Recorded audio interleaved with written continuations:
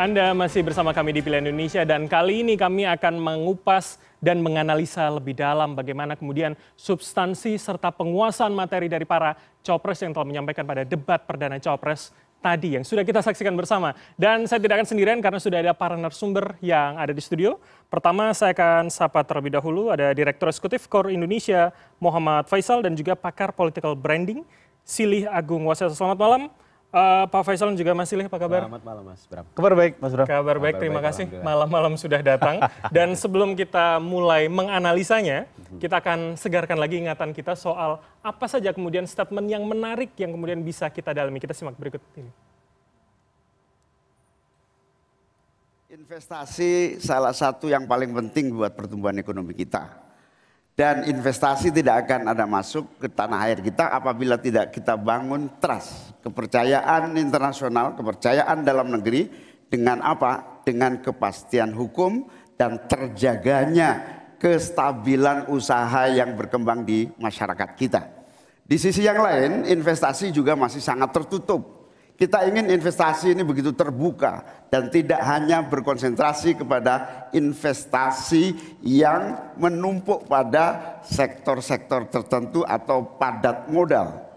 Kita perlu menggeser investasi ini menjadi padat karya yang bisa melibatkan seluruh anak bangsa ini mendapatkan pekerjaan. Di sisi yang lain, di lain halnya investasi yang transparan akan membuka akses usaha kecil dan menengah untuk terlibat di dalam proses investasi yang masuk ke dalam negeri maupun yang ada di masyarakat. Kedua, agar investasi ini bisa masuk buat kalangan UMKM dan seluruh pelaku usaha kecil, maka kita harus kuatkan kapasitas dan kualitas produksi dari UMKM kita, sekaligus tanggung jawab pemerintah ini meyakinkan sekaligus memberi fasilitas kemampuan pemasaran untuk meyakinkan para calon investor baik di dalam negeri maupun dari luar negeri.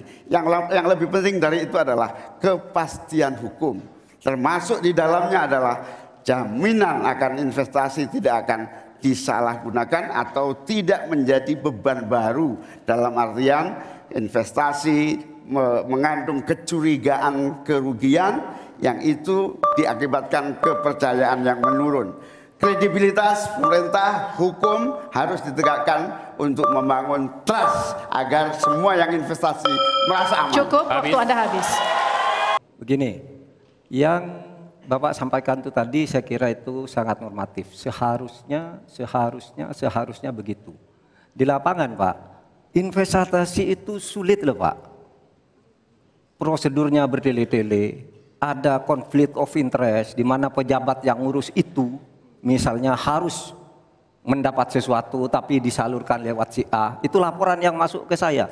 Ada urusan harusnya diinvestasikan untuk rakyat, itu malah disentralisasi ke negara, dibuat PT sendiri lalu diurus sendiri, rakyatnya tidak kebagian. Nah itu yang sering saya dapat laporan dari berbagai tempat. Minta izin misalnya untuk UMKM misalnya, berapa? Perlu 24 meja Pak untuk mendapat izin UMKM. Pertanyaan saya, instrumen hukum apa yang Pak Imin bisa sediakan untuk menjawab itu semua? Selesai.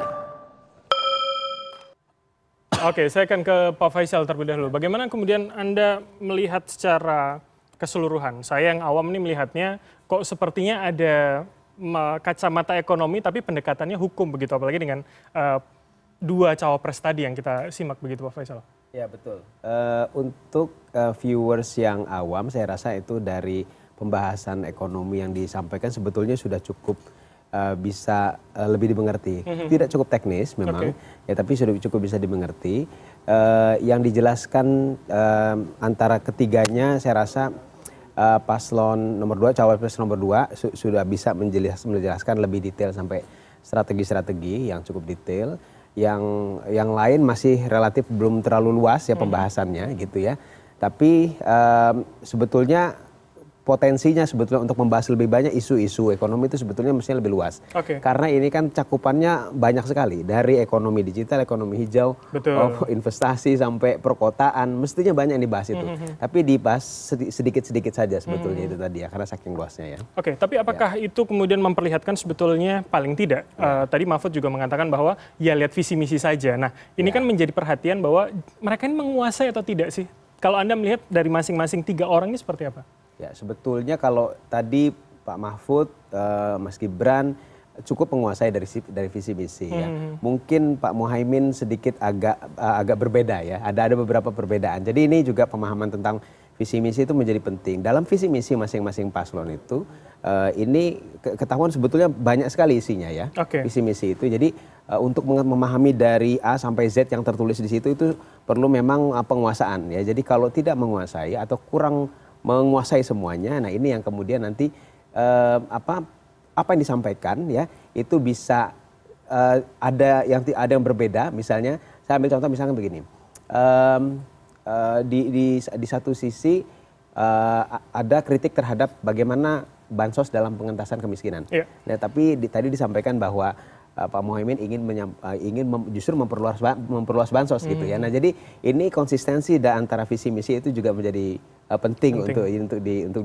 Apa yang dituliskan itu nanti disampaikan pada saat debat semestinya gitu kan. Tapi Anda melihat bagaimana kemudian soal konsistensi tadi sudah tergambarkan paling tidak kalau kita misalkan membandingkan dengan visi misi? Kalau secara umum semuanya ya cukup relatif konsisten. Tapi kalau begitu dikejar sebetulnya, nah ini baru bisa ketahuan sebetulnya. Cuman sayangnya tidak semuanya bisa dikejar sampai sedetail itu sebetulnya. Apakah misalkan salah satunya adalah saya ingat ketika pembahasan perkotaan, Caimin mengatakan bahwa ya menjadikan 40 kota seperti Jakarta. Itu kan dikejar oleh Mahfud MD kemudian. Nah bagaimana Anda melihat jawaban itu? Apakah kemudian sudah cukup clear ketika bicara soal pemerataan, konsistensi pasangan nomor 1 yang menolak IKN tapi ingin membuat 40 kota yang sama seperti Jakarta begitu? Ya sebetulnya kalau dalam visi misi yang saya baca ini yang justru kata pentingnya key points-nya itu adalah bagaimana ada linkage antara kota dan desa sebetulnya. Jadi bahwa kalau kota ini kan sebetulnya sudah menjadi pusat pertumbuhan ya. Nah desanya ketinggalan ya, jadi ada divergensi itu yang menjadi masalah. Nah bagaimana supaya pusat pertumbuhan di kota-kota ini juga menggait pedesaan. Nah sehingga ada pembangunan yang lebih komprehensif. Nah kalau tadi disampaikan bahwa akan ingin membuat 40 kota seperti Jakarta. Nah ini juga kita harus ada warningnya. Ini yang mau dibikin 40 seperti Jakarta ini apanya? Karena banyak catatan Jakarta yang kurang baik kan sebetulnya. Gitu ya. Apakah sudah cukup jadi standar ideal maksudnya begitu ya? Betul ya. Saya ke Mas Silih kalau begitu. Saya ingin melihat dari kacamata political branding. Apakah kemudian dengan pendekatan hukum yang disampaikan paling tidak Mahfud MD, Caimin ini sudah menunjukkan penguasaan mereka paling tidak di panggung hari ini begitu? Mas? Ya kayaknya mereka kurang belajar ngapalin ya. Jadi penguasaannya itu agak lemah. Karena kan kalau dalam debat politik itu kan yang pertama adalah penguasaan diri. Bagaimana kita menjatuhkan lawan dan meninggikan kapasitas kita gitu ya. Yang kedua baru kita deliver tuh message kita apa gitu loh. Nah ini saya ngelihat Caimin dan Pak Mahfud itu untuk deliver message-nya, untuk deliver pesan yang mereka munculin aja masih agak lupa tuh. Jadi agak timpang nih malam ini nih. Anda melihatnya begitu ya? Tapi apakah kemudian hanya dasar penguasaan diri saja, misalkan bagaimana ekspresi ketika lawan merespon misalkan, Anda melihat hanya di situ atau penyampaian sudah clear? Tadi itu penguasaan diri sebetulnya, penguasaan diri. Kan sebetulnya kalau debat itu kan kita melihat siapa yang lebih unggul kan di antara lawan gitu ya. Narasi nomor 2. Sehingga ketika ada pertanyaan, menjawab pertanyaan dengan apa itu kan bukan harus menjawab esensinya, tapi menjawab yang memang akan kita jawab gitu. Nah jebakan-jebakan itu yang masih sering terjadi itu, sehingga tadi beberapa kali Gibran menghantam Prof Mahfud dan Muhaimin dengan kalimat-kalimat yang sederhana sebetulnya. Tapi itu menunjukkan mereka kemudian jadi seolah-olah tidak menguasai materi. Kunci apa yang tadi bisa? Kunci yang pertama kan misalnya pada saat pertama kali Gibran ditanyain prioritasnya mana nih untuk pengembangan infrastruktur atau pengembangan sumber daya gitu ya. Gibran menjawab tidak dengan pertanyaan itu. Tidak menjawab pertanyaan itu, tapi dia menjawab dengan IKN. Kan seharusnya bisa dikejar kan. oleh Caimin kan harusnya bisa dikejar tuh. Kok nggak menjawab pertanyaan itu gitu. Tapi Caimin larut ke IKN. Ketika dia larut ke IKN sama Gibran ya udah tinggal lah Caimin gimana sih orang dulu aja ngeresmiin IKN, maksud sekarang beda. Potong tumpeng tadi bahasanya Gibran. Potong tumpeng gitu. Itu kan selesai. Jadi penguasaan debat itu justru ya debat itu bukan diskusi. Debat itu adalah bagaimana kita punya gagasan yang jauh lebih baik dengan mempertahankan standing gitu ya. Mempertahankan. Nah, itu yang tadi kelihatannya agak timpang nih Prof Mahfud sama Caimin tuh penguasaan itunya masih, saya ngeliat mereka diskusi lah.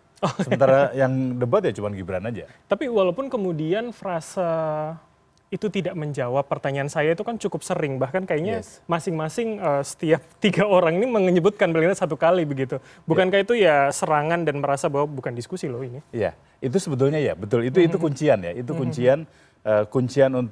salah satu kuncian debat itu adalah kemudian apapun jawabannya benar bagus. Kemudian kunciannya adalah kayaknya Anda belum jawab pertanyaan saya deh. Kan jawabannya itu. Cuman karena itu frasenya tidak dikembangin, jadi ya hanya seperti hafalan. Kok Anda belum menjawab pertanyaan saya sih? Padahal kan sebetulnya kalau dia bilang, kok Anda belum menjawab pertanyaan saya, kan harusnya Anda itu tuh bantalannya jadi enak tuh. Tapi kalau cuman Anda kayaknya nggak menjawab pertanyaan saya deh, kita juga jadi bingung pertanyaan yang mana. Yang mana? Itu yang saya rasa ini yang harus diperkuat lah biar debatnya. Tapi apakah ketiga-tiganya merespon dengan ya terlarut tadi, atau kemudian ada kemudian salah satu paling tidak yang mungkin bisa menunjukkan ya saya standingnya di sini misalkan? Ya, sebetulnya kayaknya masing-masing udah punya standing ya. Pak Mahfud standingnya ada di hukum. Walaupun pendekatan ekonomi dengan menggunakan hukum, Caimin yang paling menarik soalnya karena kalau kita di awal dia bilang selepetnomik, jadi ekonomi berbasis selepetan gitu. Ini istilah baru yang dikembangin, cuman tadi branding itu tuh nggak dikelola dengan bagus tuh, sehingga kalau kita nggak nyadar banget itu nggak muncul. Sementara Gibran positioningnya juga sama, dia adalah udah ke anak muda. Semua yang diomongin selalu ke anak muda, membuka kesempatan ke anak. Jadi tiga-tiganya standing positionnya udah jelas. Hanya pada saat itu ditaruh di ajang pertempuran, nah itu bicara konsistensi ya. Bicara konsistensinya jadi. Oke, baik. Ini yang menarik Anda tadi Mas Ili juga katakan soal infrastruktur, tapi sebelum saya tanyakan ke Pak Fajar begitu, kita akan dengarkan terlebih dahulu statement soal infrastruktur berikut ini. Kayaknya belum terjawab. Tadi yang dijawab, jika kita bicara masalah sanitasi dan air bersih, ini nanti nyambung ke masalah stunting. Untuk masalah sanitasi, ini perlu kolaborasi banyak pihak. Misalnya apa yang sudah saya lakukan di Solo. Kita membangun IPAL komunal di perumahan padat penduduk. Ini penting sekali. Lalu untuk kebutuhan air bersih, kita juga bekerja sama dengan kabupaten sekitar, misalnya dengan Wonogiri, Klaten, untuk mendapatkan air bersih. Kita juga sekarang sudah ada proyek strategis nasional, membangun beberapa bendungan dan embung. Ini nanti juga penting untuk meneruskan program pengairan nasional yang nanti berguna untuk pengadaan air bersih dan juga untuk mengairi sawah. Ke depan, masalah sanitasi dan air bersih ini penting sekali, karena kami dari paslon nomor 2 ingin menyiapkan generasi-generasi emas yang sehat dan pintar. Kalau kita mengintervensi masalah stunting, kita juga harus mengintervensi tempat tinggalnya juga. Kita tidak bisa hanya memberikan gizi tambahan untuk ibu hamil dan lain-lain, tapi kita tidak menyentuh rumah tinggalnya. Jadi ini harus dikerjakan secara paralel. Stunting kita kerjakan, pemenuhan gizi kita kerjakan, sanitasi, drainase, air bersih, kawasan kumuh, ini harus kita selesaikan juga secara paralel. Terima kasih. Mas Gibran yang terhormat, tadi itu pertanyaan yang dibaca oleh moderator, bagaimana strategi paslon untuk memastikan penyediaan infrastruktur sosial tanpa membebani keuangan daerah? Kayaknya belum terjawab. Tadi yang dijawab tuh infrastruktur fisik semua tuh. Infrastruktur itu kan ya ada infrastruktur sosial, ya itu yang penting. Kemudian regulasi Bagaimana Anda menyiapkan regulasi sekarang ini agar semua itu bisa berjalan dengan baik?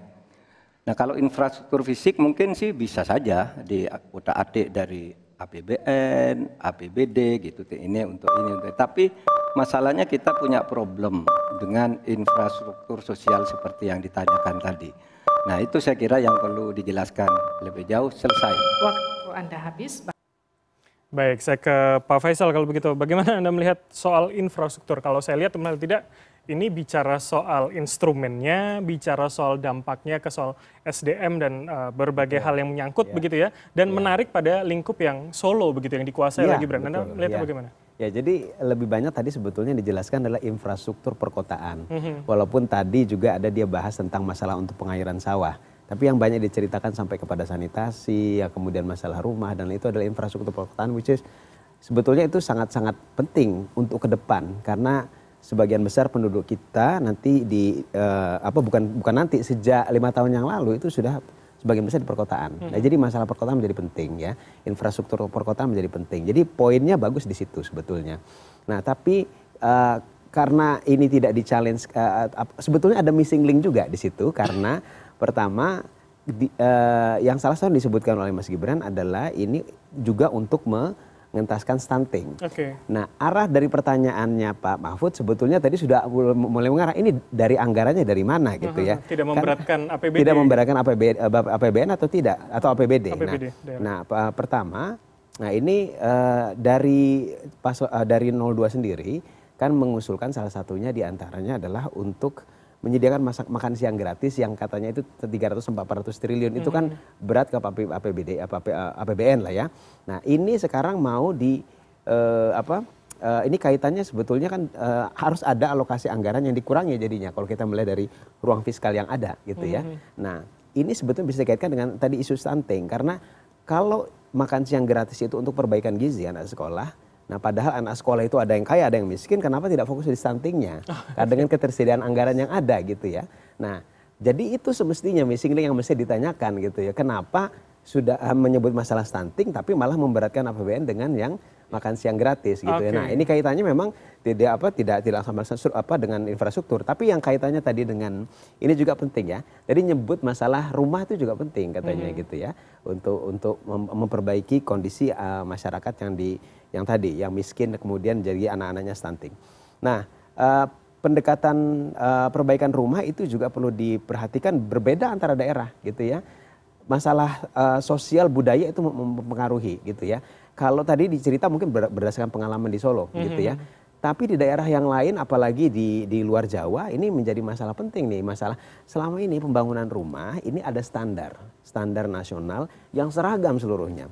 Nah, ini seringkali tidak menjawab permasalahan di daerah-daerah terutama di luar Jawa ya, yang berbeda dari sisi budayanya gitu ya. Seperti apa sebetulnya rumah yang lebih cocok di sana dibangun berdasarkan karakter masyarakatnya gitu ya. Nah, jadi ini juga menjawab permasalahan bahwa ini tidak seragam mestinya ya. Gitu. Jadi sebetulnya banyak yang bisa digali lebih dalam gitu ya. Nah, menurut Anda kenapa kemudian itu yang tidak terjawab? Artinya apakah kemudian masing-masing sudah punya, ya setiap orang pasti punya frame dalam kepalanya. Apakah saya rasa pemahaman juga, ya pemahaman terhadap isunya juga. Kalau paham bahwa ini sebetulnya punya permasalahan seperti ini, nah ini mereka bisa mengejar sebetulnya. Tapi karena masing-masing tadi itu dari standpointnya ini dikembalikan lagi ke masalah hukum. Ketika berbicara masalah infrastruktur fisik, ini infrastruktur yang lain begitu ya. Nah, itu kan karena masing-masing sudah punya. Yang mereka kuasai adalah itulah, gitu, kurang lebih gitu. Jadi kita menggunakan bahasa terlarut tadi ya. Iya, betul. Tapi ini menarik juga Pak Faisal, Anda mengatakan soal ketika ada masalah stunting maka makan siang gratis menjadi solusinya. Itu kan saya menangkapnya ini kok tumpang tindih begitu ya. Betul, nah, Anda melihatnya bagaimana? Dari paling tidak konsep itu tadi, apakah memang sebetulnya ya tidak terlalu solutif begitu yang ditawarkan? Stunting kan sudah ada programnya, gitu ya. Kalau kita melihat dari, kan semua program, termasuk program baru yang ditawarkan, itu ada konsekuensi anggaran yang harus dikeluarkan. Gitu ya. Dengan keterbatasan anggaran, ruang fiskal kita tuh makin kecil ininya ya, manuvernya gitu ya. Nah, jadi dengan ruang fiskal yang makin kecil space-nya ini, maka mesti kan harus ada skala prioritas gitu ya. Stunting itu skala prioritas, karena biasanya stunting itu adalah orang yang tidak mampu, sehingga layak untuk kemudian intervensi daripada APBN. Kalau makan siang gratis, ini cakupannya ada yang kaya, ada yang menengah, ada yang miskin. Semuanya mau digratisin, plus susu lagi, gitu ya. Nah jadi ini kalau bisa diwujudkan dengan semuanya dengan baik ya bagus-bagus saja. Cuma kan masalahnya anggaran terbatas. Jadi artinya gitu ya, tidak tepat sasarannya, bukan pada targetnya, tapi pada apa? Maksudnya skala prioritas sebetulnya ya, skala prioritas. Nah pertama skala prioritasnya dulu karena keterbatasan anggaran. Baru kalau setelah skala prioritas efektif apa tidak. Nah itu permasalahan kemudian. Gitu. Ya. Jadi itu yang sebetulnya logikanya yang mungkin belum bisa kita tangkap begitu ya? Ya, betul. Ya, betul. Oke, saya ke Mas Silih. Jadi masih dengan bahasan yang sama tentunya. Bagaimana Anda melihat itu ketika ya terlarut tadi, tapi juga ada pemahaman atau logika yang tumpang tindih soal program-program itu? Iya, jadi sebetulnya kan memang gitu. Ketika debat itu kan kita menguasai yang kita punya gitu ya. Katakanlah misalnya Caimin dengan self-etnomiknya gitu ya kan, itu udah dikuasai gitu. Tapi ketika debat itu harus ditambah yang namanya atribusi. Atribusi itu penguatan narasi kita untuk menjatuhkan lawan. Atau untuk menguatkan bahwa punya kita lebih bagus nih. Diferensiasi ya? Diferensiasi. Nah itu yang sering kali yang membedakan debat dengan diskusi. Kalau diskusi itu ya cuma tanya aja. Misalnya ketika Pak Mahfud tanya ke Mas Gibran gitu, Mas Gibran gimana dengan ini gitu. Padahal sebetulnya kan dia bisa nambahin atribusi lagi tuh. Mas Gibran, oh kayak gitu ya, pantesan Solo menjadi kota yang termiskin. Misalnya kan itu atribusi-atribusi yang dilakukan dan timingnya harus tepat nih. Ketika dia masih, katakanlah nih ketika lawannya masih ada timing, ya jangan dikunci dengan atribusi dulu. Tapi ketika jawabannya terakhir di kita, nah itu atribusinya langsung dikunci di situ, udah selesai. Karena ada keterbatasan waktu dan berbagi itu tadi ya. Itu yang harus dilihat. Nah ini yang menarik nih. Jadi tadi memang cenderung tadi saya bilang Caimin dan Pak Mahfud itu cenderung melakukan diskusi gitu ya. Cuman umpan ya kemudian karena diskusi jadi umpan lambung buat Gibran. Jadi enak banget pada saat Caimin tanya tentang bagaimana Gibran bisa mendapatkan proyek-proyek nasional. Itu kan pertanyaannya diskusi ya, nggak ada atribusinya gitu. Buat Gibran itu wah smash yang enak banget tuh untuk kembalikinnya. Serangan atau sarkas, tapi jangan dijawab dulu karena kita akan lanjutkan usai jeda. Kita akan masih panjang, tapi setelah jeda akan ada rekan saya Syazawi Sastro yang lebih dalam lagi dan melihat bagaimana kemudian respon warganet atau netizen terkait dengan debat Cawapres kali ini. Jadi untuk itu tetaplah bersama kami di Pilihan Indonesia.